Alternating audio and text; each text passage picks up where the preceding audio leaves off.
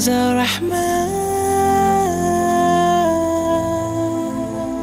Allah.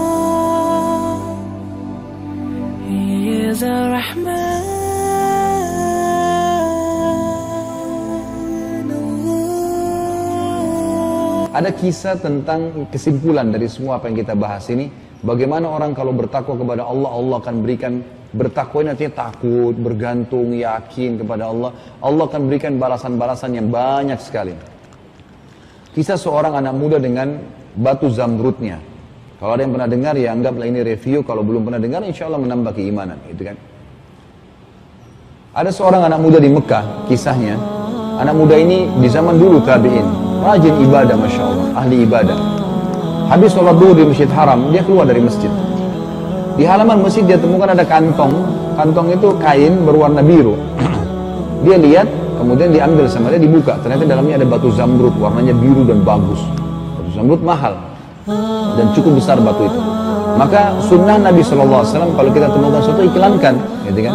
Kalau sudah diiklankan setahun tidak ada yang ngaku, baru bisa jadi hak milik kita. Orang ini berdiri di atas batu teriak, wahai penduduk Mekah, saya menemukan ini nih, kantong. Siapa pemiliknya? Gak ada orang nyaut, padahal di situ banyak pedagang-pedagang tuh. Ini luar biasa, kita juga bisa tahu bagaimana keimanan pada saat itu ya. Di Indonesia nggak usah diiklanin, udah hilang, gitu kan. Ini diiklankan tidak ada yang mengaku. 2 kali dia teriak, wahai penduduk Mekah, saya temukan kantong, siapa pemiliknya? Gak ada yang nyaut. 3 kali, sampai 10 kali diiklanin sama dia. Nggak ada yang datang mengaku. Lalu dia bilang, wahai penduduk Mekah, kan ini orang-orang sekitar itu tahu dia tinggal dekat masjid dan rumahnya dia sering ke masjid, jadi orang tahu kenal dia. Maka dia bilang, kalian tahu rumah saya, kalau ada yang nanya kantong yang hilang, tunjukkan rumah saya. Ini waktu duhur. Subhanallah, menjelang waktu asar, hampir waktu sholat asar, ada satu kakek-kakek datang, kemudian naik di batu yang sama tuh.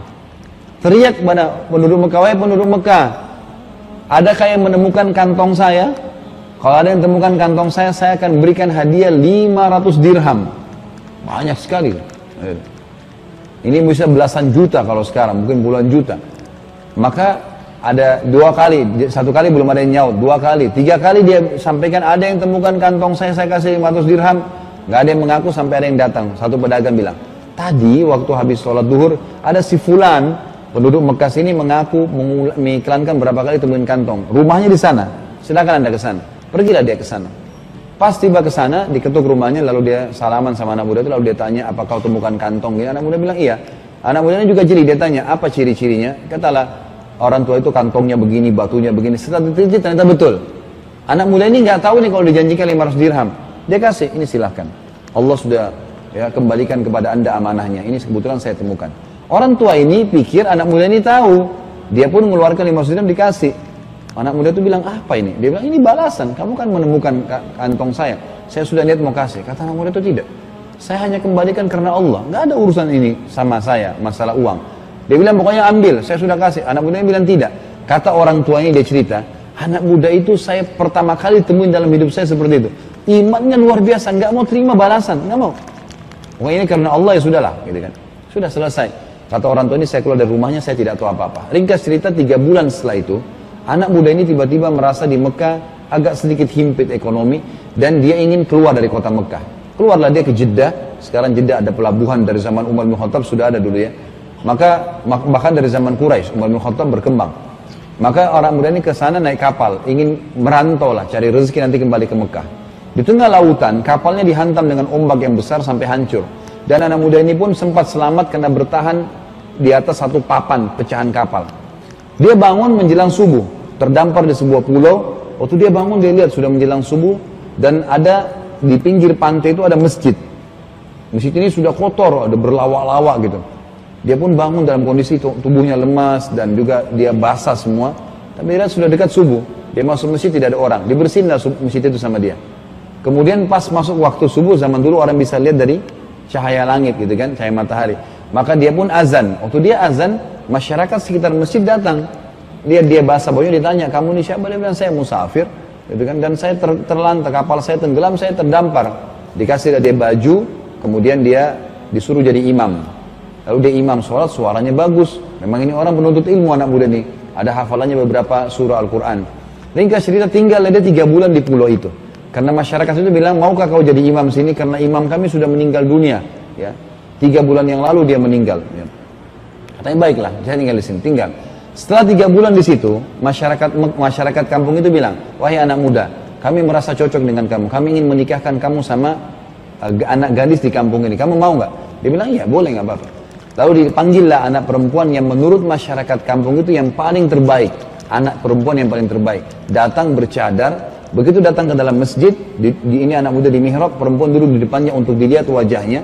Tiba-tiba laki-laki ini kaget si anak muda ini, karena di leher perempuan itu ternyata ada kalung, ada batu zamrudnya, gitu kan. Dan dia lihat ini batu persis seperti batu yang dia temukan berapa bulan lalu di Mekah. Maka dia lihat terus per batu itu. Maka masyarakat itu bilang, hai anak muda, kau zalimi perempuan ini. Kami datangkan untuk kamu lihat wajahnya, bukan permatanya. Gitu kan. Maka dia bilang, saya punya kisah dengan batu ini, kata anak muda itu. Batu itu begini, ceritain. Ini cerita 6 bulan lalu nih. Karena kan dia 3 bulan setelah pisah sama orang tua itu, dan 3 bulan tinggal di pulau, sudah 6 bulan. 6 bulan lalu saya pernah temukan ini, diceritain sama dia kain, saya ketemu orang tua. Begitu dia bilang orang tua, masyarakat satu masjid semuanya takbir. Allahu Akbar.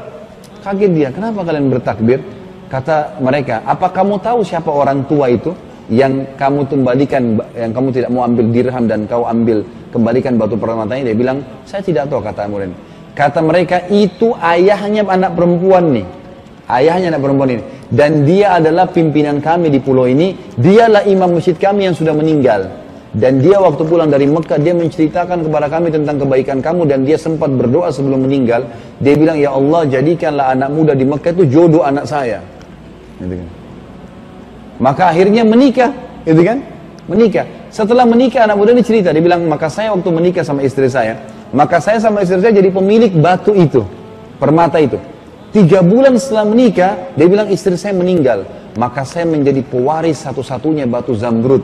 Batu yang tadi dia kembalikan karena Allah, Allah jadikan dengan caranya menjadi haknya dia.